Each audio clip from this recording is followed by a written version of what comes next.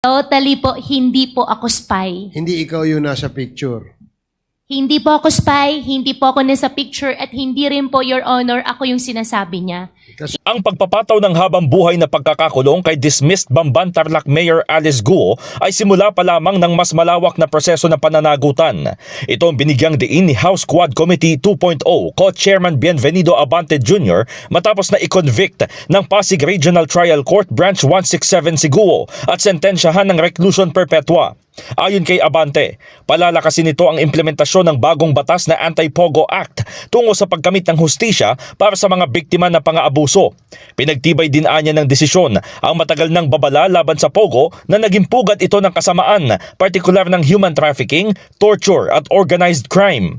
Ipinunto ng kongresista na naghahatid ito ng malinaw na mensahe na ang mga nakinabang sa pang-aabuso ng mga tao ay pananagutin.